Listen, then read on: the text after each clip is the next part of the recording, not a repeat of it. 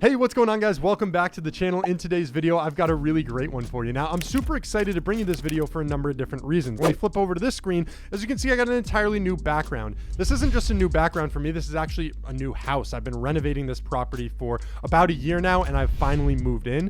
Now, along with that, we've got a lot of really solid products, a lot of solid items that I've been using to build out my office setup, my home office station. Not only is this a YouTube studio, but this also dubs as that 9-to-5 workstation. So I'm really trying to be selective in those products that I'm using. I'm going to showcase it all in this video here for you guys. Now, if you have any questions along the way, make sure you leave a comment in the comment section down below.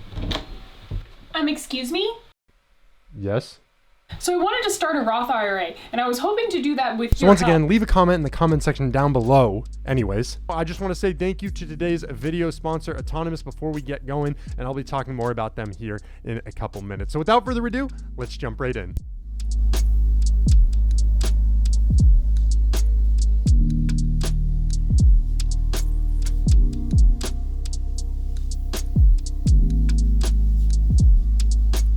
To kick this video off, I think it's most important to touch on what I think is most essential, really the backbone behind this entire setup, and that is both the desk itself and also what I'm sitting on right here, this chair. So let's start first with the desk.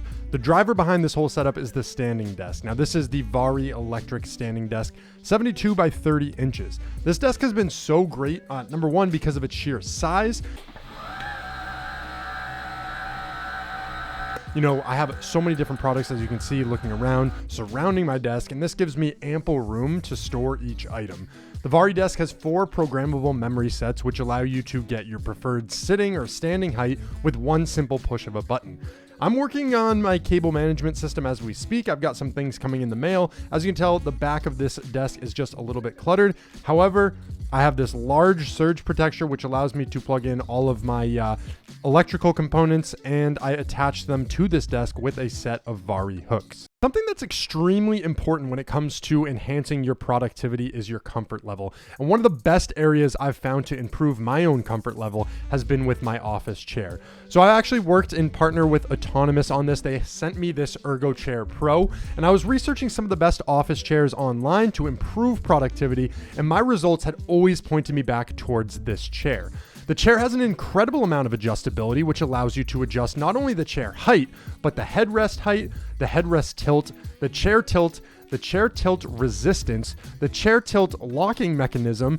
You can move the lumbar. It's got flexible lumbar support. Chair cushion position can be adjusted. Your chair cushion tilt can be adjusted as well. You can move your armrest position. You can move your armrest height, and among so many other things that you can customize this chair with. The ErgoChair is a fully customized ergonomic office chair that is designed to provide back support, prevent back pain, and improve sitting posture. Now, by using this ErgoChair, I have maximized my flexibility, my energy, and my comfort while working. So something that's really cool, as I mentioned, is this video is in partnership with Autonomous. So they're going to give me a referral code. It'll be in the description of this video. You're going to be able to use that to get a small percentage off on this chair.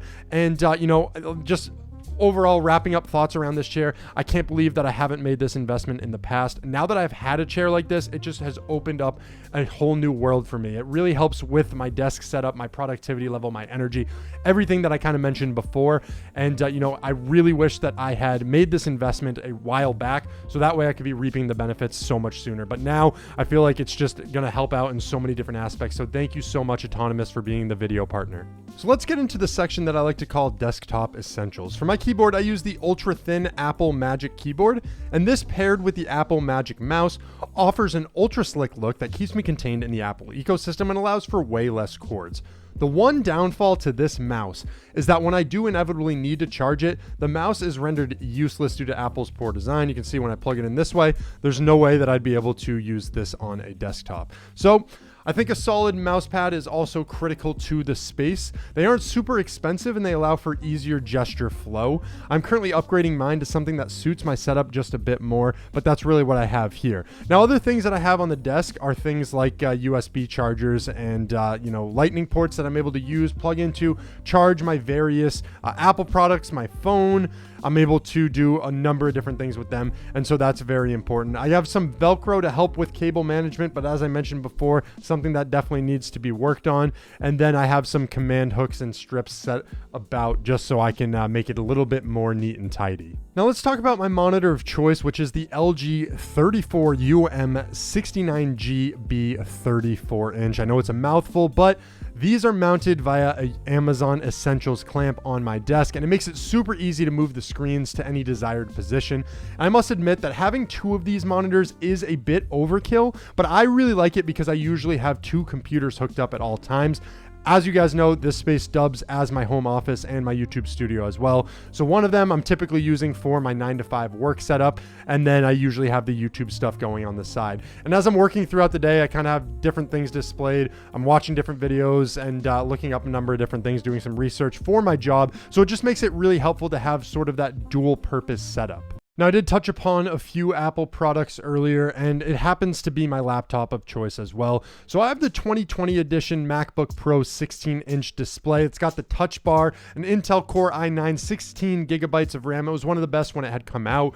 And this really comes in handy for all the editing work that I do, because I also have an iPhone that I'm using to send files. I have an iPad as well that I use, and you guys know that I like to display the screen of that numerous times in videos. And so it really comes in handy having everything stored within the Apple ecosystem. For the iPad, I have the 8th gen iPad. It's got 128 gigabytes of storage, and I'm constantly using it to showcase my investment portfolios, amongst other things on YouTube. Now, I have the iPhone XR. This is something that I'm looking to update here in the near future.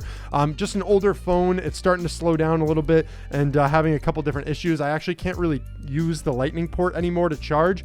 I've got to put it down on a wireless charger because it got all gunked up before. And usually I'm really good at taking care of things like this. I don't know, it's slipped away from me, but you know, I will have a new one soon. I can't wait for that. So when it comes to my desk setup, that's really the essentials that I have. That helps me get through that 9-to-5. But as I mentioned, this really dubs as a YouTube studio as well.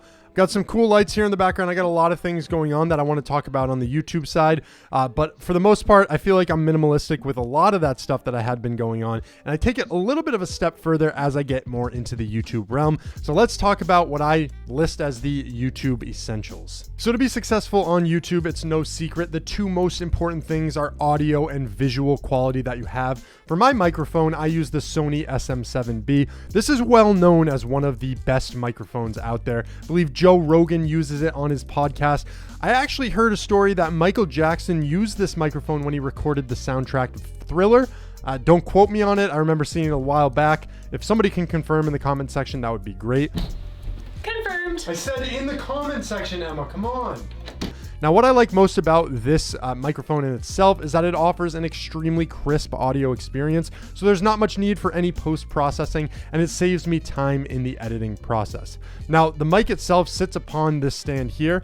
This is a framework stand, and it allows me to move it easily. I can move it up, I can move it down, side to side. I can just kind of put it wherever I need it to go. And I also use two cameras in my setup. As you guys saw, I can switch back and forth between them.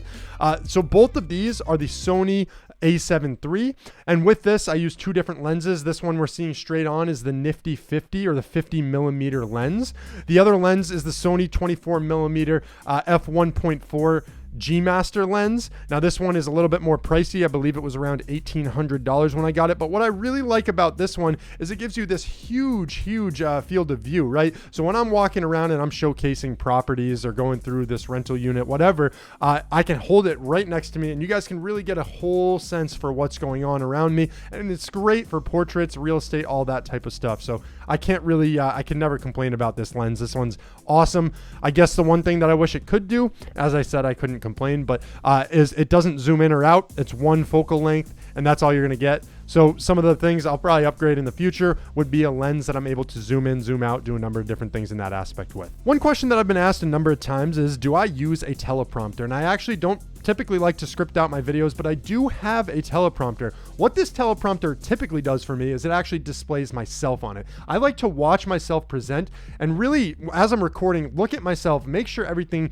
is normal, it's flowing, and I'm not doing these weird sort of random gestures with my hands and doing anything too crazy or where, you know, I can really just hone in on if I'm doing something that's going to take away from this video. So that's really important to me. The other cool thing about this is sometimes I actually use it for my 9-to-5 job, where I will be in Zoom chats, Zoom calls, one-on-one meetings where I can put the person that I'm talking to directly on the screen. And so it looks like I'm actually having a face-to-face conversation. So I really like it for that. And again, behind that is that 50mm lens Sony a7 III camera. So it just gives you this really crisp visual, and you know, it's just a nice to have. I don't think it's necessary. I actually had a smaller external display monitor and it was doing the job just fine. But I thought if I'm going to step it up here on YouTube, if I want to start doing research for specific videos, it would be good to have something that I could pull some notes on as I'm presenting, as I'm talking, to just make my my life a little bit easier.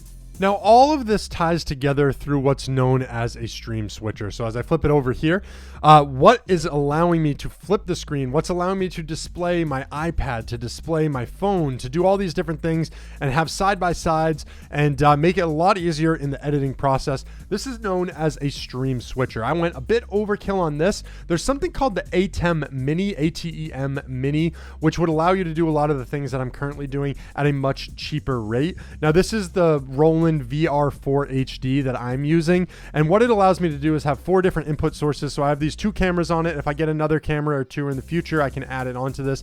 But again, it allows me to display like my laptop or my iPad or my phone or different things on the screen. That makes it easier to present and showcase my ideas. Now, I also have this microphone feeding directly into the switcher, and what that does is it aligns my audio for me, so I don't have to do that in post editing as well. I can add cool graphics to this, and there's some things that I haven't really explored on it, but it just makes my life so much easier. And you can put in there's little cheats, right? You could use another switcher and plug it into this switcher to have a more options for different displays. So I could put more laptops, more computers, more video sources onto one and be switching all between a number of different ones. I'd like to make an in-depth video on sort of the YouTube side of this. So guys, if you have any questions, make sure you ask them. Leave them in the comment section down below. If there's anything you want clarified, reach out to me. I also am very active on my Instagram account, so make sure you follow me there. I'll put the link in the description to that.